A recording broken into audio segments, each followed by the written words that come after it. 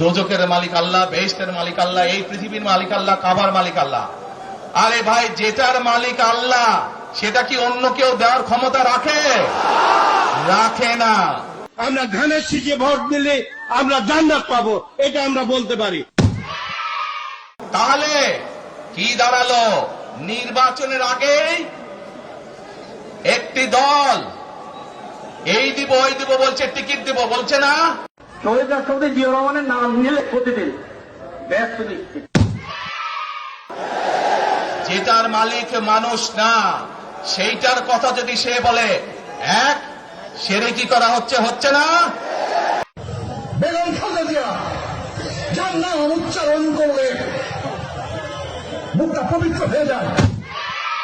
যার মালিক আল্লাহ, যার অধিকার শুধু আল্লাহর একমাত্র, সবকিছুর অধিকার উপরে আল্লাহর অধিকার।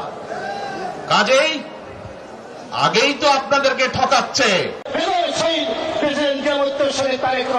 তার নাম উচ্চারণ করতে হলে উঁচু করে করবে।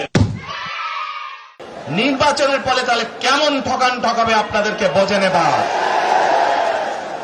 রহমানের হাতে করা দল তাদের শীষে ভোট দিলে আপনারা অবশ্যই জান্নাতুল ফেরদৌস আশা করতে পারেন। শুধু ঠকাচ্ছেই না মানুষকে, যারা মুসলমান তাদেরকে শিরকি করাচ্ছে তারা। নাউজুবিল্লাহ।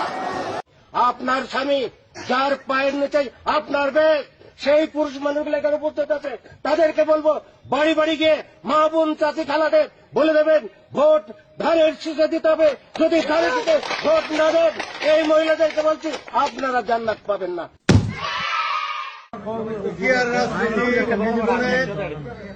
আমি মক্কা মনে করি শাহজাহান চৌধুরীর এই বাড়িটাকে। যারা পাল্লা মার্কে ভোট দিবে বরং এরা দুজনে যাওয়ার সম্ভাবনা বেশি। বিভিন্ন বাড়িতে যাইয়া আমাদের ধানের শীষের পক্ষে কথা বলবে। নেতা হযরত ওমর রাদিয়াল্লাহু আনহু চার খলিফার এক খলিফা, আমার নেতা শহীদ প্রেসিডেন্ট জিয়া রহমান চার খলিফার মতো একজন, আমার নেতা তারেক রহমান, হযরত আলী রাদিয়াল্লাহু আনহু, আমার নেতা মা ফাতেমা বেগম খালেদা জিয়া। আমরা মদিনা ইসলামের চর্চা করি, আমরা মদিনা ইসলামে বিশ্বাস করি। শরিয়া আইনের ব্যাপারে ওটাও বলেছে কিন্তু যে আমরা শরিয়া আইনে বিশ্বাস করি না।